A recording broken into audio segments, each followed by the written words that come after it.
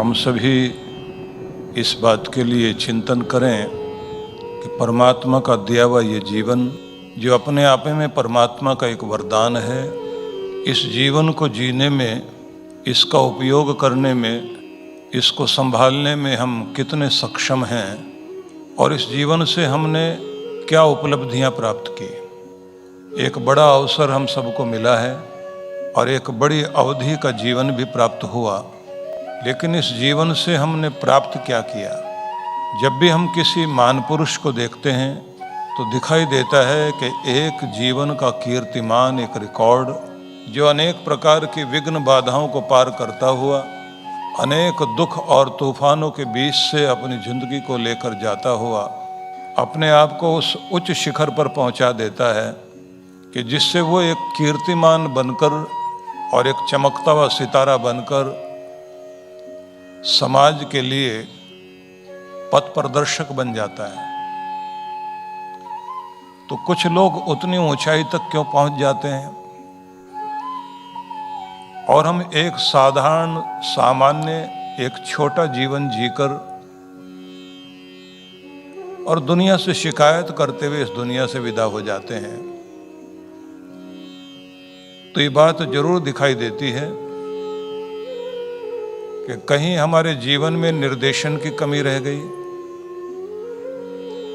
कहीं प्रेरणा की कमी रह गई, कहीं भीतर की उस अग्नि की कमी रह गई जो हमें आगे बढ़ने के लिए प्रेरित करती है,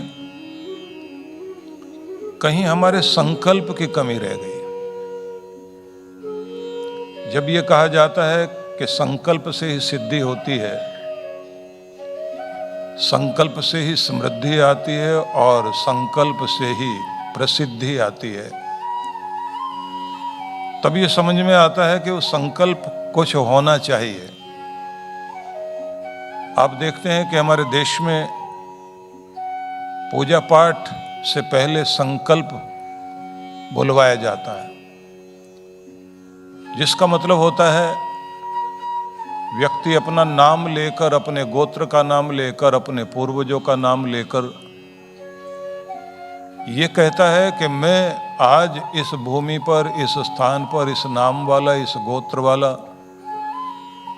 और इस भूखंड में, अर्थात इस जम्बू द्वीप में, भारतवर्ष में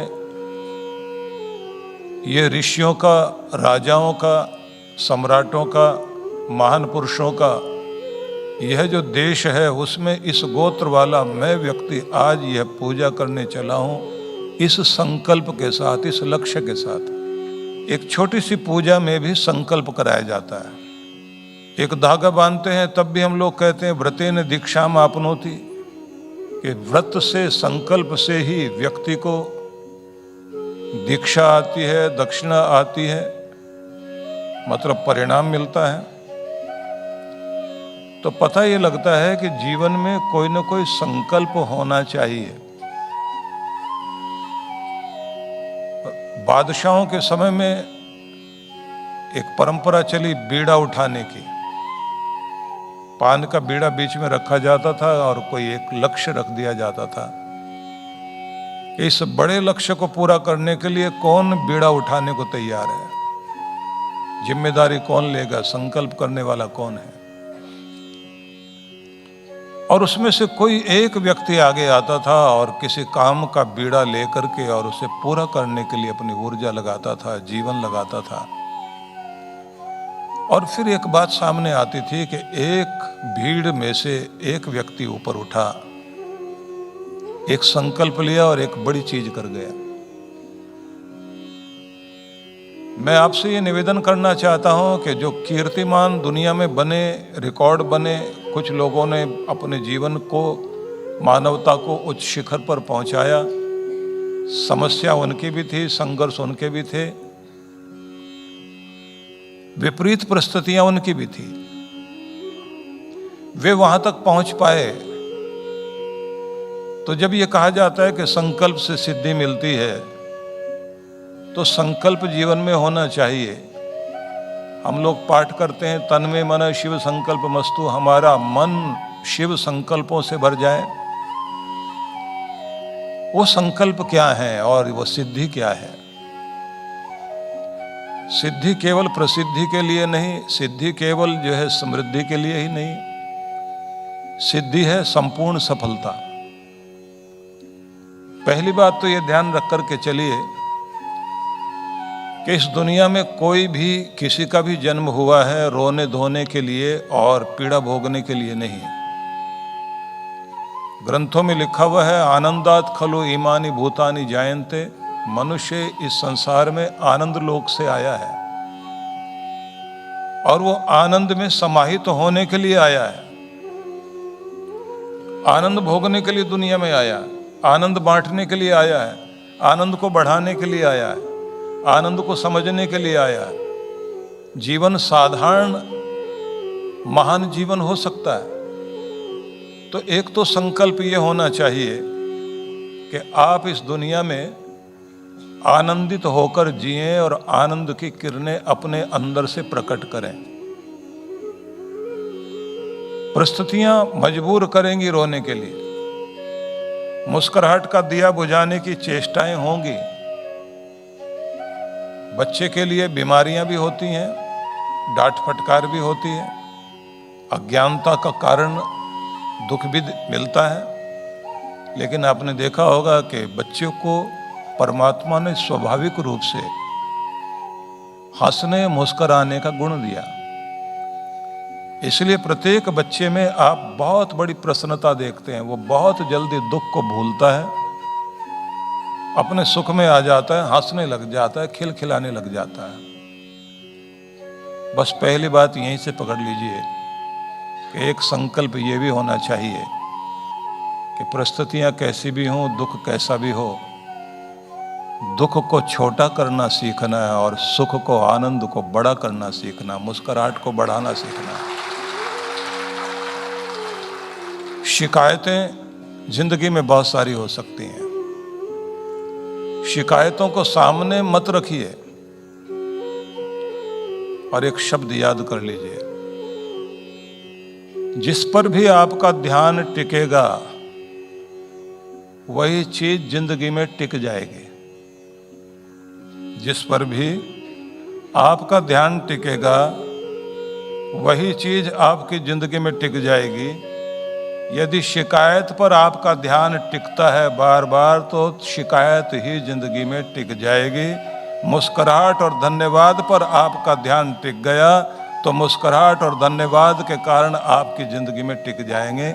इसलिए जिस पर भी आपका ध्यान टिकेगा वही चीज आपकी जिंदगी में टिक जाएगी। इस बात को बहुत तेजी से बार बार मन में दोहरा लीजिए और विचार कर लीजिए कि हमारा ध्यान किस चीज पर सबसे ज्यादा टिक रहा है। हमारा ध्यान चिंता पर टिक रहा है, परेशानी पर, बीमारी पर, या मैं पीछे ना रह जाऊं, घाटा ना हो जाए, परेशानी ना हो जाए। जिस भी चीज पर ज्यादा टिकेगा वही चीज आपकी जिंदगी में ज्यादा टिक जाएगी। इसलिए जिसको जिंदगी में टिकाना चाहते हो उसी पर ध्यान टिकाना शुरू कर दीजिए। आप जीतेंगे, आपको सफलता मिलेगी। तो सोचना शुरू कर दीजिए। चिंता आएगी, चिंता आना बुरी बात नहीं है, पर लगातार चिंतित रहना बुरी बात है। यह भी याद कर लीजिए। चिंता आना बुरी बात नहीं है, लेकिन लगातार चिंतित रहना ये बुरी बात है। चिंता आए, चिंतन कीजिए, चिंता का निवारण कीजिए, लेकिन चिंतित बने मत रहिए। चिंता परमात्मा को सौंप दीजिए और लक्ष्य में आगे बढ़ जाइए। आप सफल हो जाएंगे। फिर वापस चलते हैं। जिन्होंने भी जीवन में बड़े वरदान पाए तो उन्होंने कीर्तिमान बनाए। जिन्होंने कीर्तिमान बनाए उन लोगों ने बड़े संघर्षों के बीच से अपने आप को वहाँ तक खड़ा किया और वहाँ तक अपने आप को लेकर गए तो उनके पास प्रेरणा थी या नहीं थी, प्रेरणा प्राप्त की। उनके भीतर आग थी या नहीं थी, फिर भी उन्होंने अपने भीतर वो आग जगाई।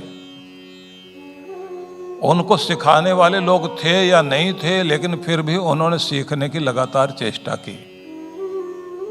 उनको आगे बढ़ाने वाला कोई नहीं था, लेकिन फिर भी उन्होंने आगे बढ़ने का संकल्प मन में रखा, इसलिए आगे बढ़े।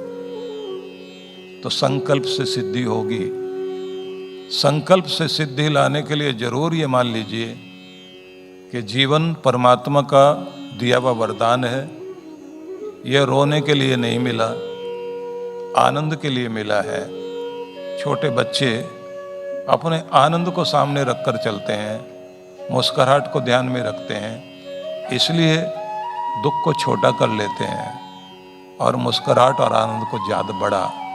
इसलिए उनका ध्यान मुस्कुराने और खेलने में, आनंद में और खिलने में लगा रहता है।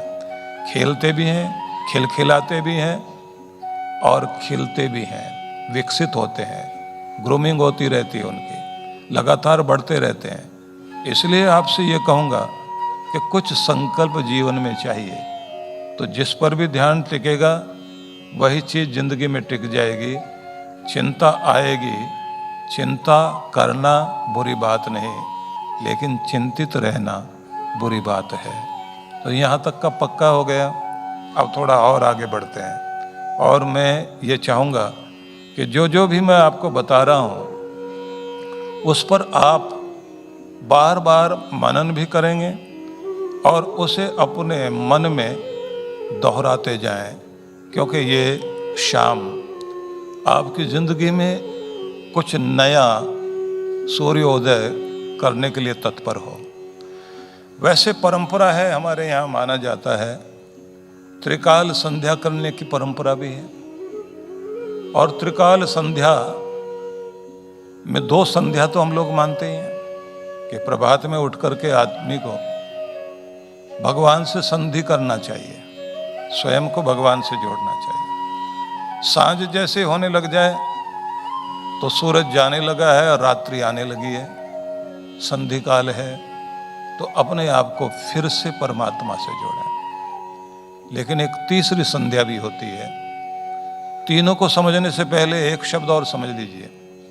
सूरज के उदय होने के 20 मिनट पहले और सूरज उदय होने के 20 मिनट बाद 40 मिनट का जो समय है, इसको संधि काल बोलते हैं। ये 40 मिनट अगर आप भगवान को दें और 40 मिनट शाम को, जब सूरज छिपने से 20 मिनट पहले और सूर्यास्त होने के 20 मिनट बाद तक का ये जो 40 मिनट का समय है, ये अपने अध्यात्म से अपने आप को जोड़ने में अगर आप लगा दें तो जिस आनंद को आप खोजना चाहते हैं वो आपकी ज़िंदगी में प्रवेश कर जाएगा। ये हमारी परंपरा है।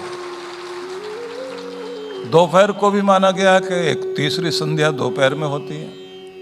उस संध्या को कहा जाता है कि जैसे सूर्योदय के साथ घड़ी शिखर पर पहुंचती है 12 बजे, मतलब 11:40 से 12:20 तक का जो समय है, उसको माना जाता है ये भी एक संधि काल है। इस समय में भी आपको याद करना है, अपने आप को अध्यात्म से, धर्म से जोड़े रखना है। हम लोग साधना के लिए जब पहाड़ों में बुलाते हैं तो उस समय व्यास नदी के तट पर और हिमालय के आंगन में, जहाँ देवदार वृक्षों की सघन छाया होती है, वहाँ पर हम लोग कुछ विधियाँ सिखाते हैं, जिसमें एक महत्वपूर्ण कड़ी ये होती है कि आपको आपकी ज़िंदगी में और आपकी ज़िंदगी के बाद किस तरह से याद किया जाना चाहिए, इसके विषय में चिंतन कीजिए कि आप अपने आप को किस तरह याद आना चाहते हैं, कि आपके बाद आपको कैसे याद किया जाए। उसकी तैयारी कीजिए कि मैं ऐसा व्यक्तित्व छोड़कर जाना चाहता हूँ, मैं ऐसी महक छोड़ना चाहता हूँ, इस तरह से जीना चाहता हूँ। अपने आदर्शों पर ध्यान रख कर के देखिए कि आप कैसी जिंदगी जीने के लिए मन में विचार करते हैं कि मुझे ऐसी जिंदगी चाहिए। उस जिंदगी के लिए आप ध्यान में प्रवेश करेंगे और उसके लिए आप अभ्यास करेंगे। तो उसके लिए हम लोग अभ्यास कराते हैं। लेकिन उस अभ्यास के साथ एक बात और करते हैं कि जब वो अभ्यास करके आप बाहर निकलते हैं तब ये कहा जाता है कि अब आइए आप प्रकृति के आंगन में टहलते हुए किसी एकांत में चले जाइए और वहाँ पर उसी तरह से टहलिए जैसे वो चीज़ आपकी ज़िंदगी में आ गई और आप उस तरह के बन गए हैं और वैसे चल रहे हैं। जो चीज़ आप पाना चाहते थे वो जीवन में मिल गई। जिस आनंद से आप अपने जीवन को भरपूर देखना चाहते थे, आज मैं उस तरह का आनंदित व्यक्ति हूँ और अब वैसे ही उसी पोस्चर में, उसी मुद्रा में, उसी तरह की स्थिति में वैसा ही रंग ढंग बना करके मैं चल रहा हूँ और फिर ब्रह्मांड से जुड़कर खड़े हों कि पूरा यूनिवर्स आपके ऊपर अपनी कृपाएं बरसाएं और आप वैसे खिल उठें। मैंने देखा है कि जब भी वो लोग प्रैक्टिस करते हैं, बहुत लोगों को ये महसूस होने लगता है कि जो हम जीवन में पाना चाहते थे वो हमारी ज़िंदगी में आ रहा है और उसके बाद वो घड़ी आती है कि अब इसी पर ध्यान टिकाइए कि जिससे ये चीज़ आपकी ज़िंदगी में टिक जाए, क्योंकि जिस पर आपका ध्यान टिकता है वही चीज़ आपकी ज़िंदगी में टिक जाती है। मैं भी आप सबसे यही कहूँगा कि उस तरफ अपने आप को लेकर चलिए जो चीज़ आपकी ज़िंदगी में सबसे बड़ा सपना है। इस बात को भूल जाइए कि ऐसा मैं हो पाऊंगा या नहीं, वो शंका मन से निकाल दीजिए। जिस बेहतरीन ज़िंदगी को जीने की आपके मन में ख्वाहिश है उसको सामने रख करके उसकी परिकल्पना कीजिए, विजुलाइज कीजिए उसको। विजुलाइजेशन साधारण चीज़ नहीं है, वो परिकल्पना वो आपकी ज़िंदगी में आ सकती है, पर उस पर ध्यान टिकाना सीख जाए। तो पहली बात आपके जीवन के लिए महत्वपूर्ण कड़ी है संकल्प। दूसरी बात हो गई कि आप अपने आप को उसके लिए टिकाइए जिस चीज़ को ज़िंदगी में टिकाना चाहते हैं। तीसरी महत्वपूर्ण कड़ी है कि आनंद लोक से आए हैं, आनंद में जीना चाहते हैं, आनंद में समाहित होना चाहते हैं, तो वो आनंद हमारी ज़िंदगी में आए कैसे। इसके लिए मैंने आपसे ये भी बहुत जोर दिया है कि आप मुस्कराने को, आनंदित होने को, स्थिति परिस्थिति कैसी भी हो, दबाव कैसा भी हो, आदत बना लीजिए कि हमने मुस्कुराते रहना है, खुश रहना है। क्योंकि मैं घड़ी की तरफ भी देखता जा रहा हूँ, मेरे सामने जितना समय है उसमें मैं एक बड़ी सी चर्चा आप सबके सामने करना चाहता हूँ। इसी में एक चीज़ आती है अफर्मेशन। अब इस पर जरूर ध्यान देना। मैं डॉट डॉट आगे हूँ लिखिए। क्या हूँ? दुखी, परेशान, चिंतित, डरा हुआ, घबराया हुआ, क्या? या मैं खुश हूँ, निश्चिंत हूँ, मैं डरता नहीं हूँ, मैं आकर्षक व्यक्ति हूँ, मैं समय का ध्यान रखता हूँ, मैं एक एक क्षण का उपयोग करता हूँ, सौभाग्यशाली इंसान हूँ, स्वस्थ और निरोग। दोनों में अंतर समझ लीजिए। सुबह उठते ही अगर आपके मन में ये बात बार बार आती है, पता नहीं जिंदगी का क्या होगा, कुछ समझ नहीं आ रहा, मेरे साथ अच्छा नहीं हुआ, अच्छा हो भी नहीं रहा, उम्मीद भी अच्छी नहीं है, पता नहीं जिंदगी कहाँ जाएगी। अब ये आपको किसी ने याद नहीं कराया, ये भीतर से चीजें चल रही है। परिणाम पूरा ब्रह्मांड जो आपको कृपाएं देता है, ऊर्जा देता है, वो बोलता है बीज तुम बो, उगाऊंगा मैं। बीज तुम बो, उगाऊंगा मैं, अच्छे बो या बुरे, दुख के या चिंता के। बोना तुम्हारा काम है, उगाना मेरा काम है। अगर आपने दुख के बीज बो लिए, ना जाने अनजाने में, ना समझे में, उगाने का काम ब्रह्मांड यूनिवर्स करेगा। तो वही बोइए जो उगाना चाहते हैं और पाना चाहते हैं।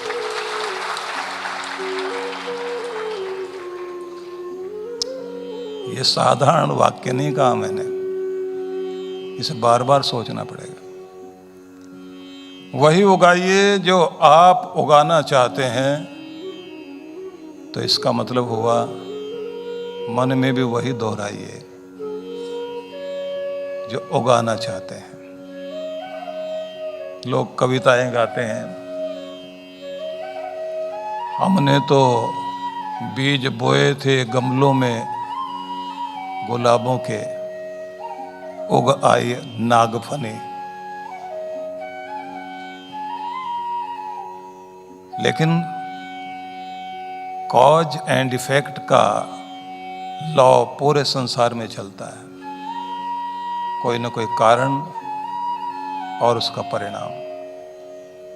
कहीं ना कहीं गलती होती जरूर है, गलती मेरी हो, बराबर वाले की हो, जिंदगी में चीज़ें आ जाती हैं, दुख से बचना होता है, रास्ते में आपको चलना होगा तो आपको सावधान होना ही पड़ेगा। गाड़ी पीछे से चलाता हुआ कोई भी आदमी गलत ढंग से आएगा, ओवरटेक करेगा, गलत ढंग से आकर भिड़ेगा। आपको सावधान भी रहना है, बचना भी है, बचाना भी है, संभलना भी है, चलना भी है, और चलते हुए लोगों के बीच से आगे भी निकलना है। ये जिम्मेदारी तो हमारी है, हमको ही तो ध्यान रखना पड़ेगा। किस किस को सुधारोगे और किस किस को समझाओगे और किस किस के बारे में शिकायत करोगे, अपनी जिंदगी की जिम्मेदारी खुद ही लेनी पड़ेगी। फिर से वहीं आइए, लौटना पड़ेगा, क्योंकि मैंने आपसे कहा कि यूनिवर्स कहता है कि बोगे तुम उगाऊंगा मैं। अनजाने में तुमने बो दिए बीज, या जान बूझ कर उगेंगे तो जरूर। अब उगाने की जो बात आती है, तो वो उगाने का तरीका क्या है जो हम लोग उगा पा रहे होते हैं? सुबह और शाम, मतलब जागने के बाद, सोने से पहले, उस समय आप बीज बो रहे होते हैं। और दोनों ही टाइम भारी चिंताएं सामने आती हैं। सोने के बाद उठते ही न जाने कहां कहां से जो चीजें कभी नहीं याद आती थी वो भी आती हैं। और रात में सोने से पहले कितना भी आप मनोरंजन कर लीजिए, कहीं भी टीवी देख लीजिए, कुछ भी देख लीजिए, उसके बाद में जैसे लेटने लग जाएंगे, घूम फिर कर वही चीजें सामने आ जाएंगी जो आप नहीं चाहते।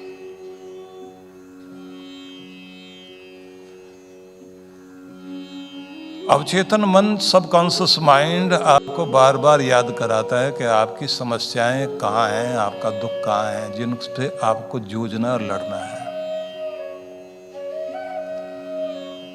याद कराया जाता है कि गलत निर्णय नहीं हो जिंदगी में, क्योंकि जिस समय आप निर्णय ले रहे होते हैं, नसीब भी उसी समय बन या बिगड़ रहा होता है। मेरी बात को ध्यान से सुनना। गलत निर्णय ले लिया तो नसीब खराब कर लिया, और सही निर्णय ले लिया तो नसीब अच्छा बना लिया। इसलिए आपको सही निर्णय लेने के लिए तैयार रहना चाहिए। 1958 में चाइना में माओ त्से-तुंग उस समय राज करते थे वहां। तो उन्होंने एक निर्णय ले लिया। निर्णय था कि हमने सारी दुनिया में, अमेरिका से, यूरोप से, उस समय यूरोप का बहुत बड़ा दबदबा था, हमने ब्रिटेन से बहुत आगे जाना है।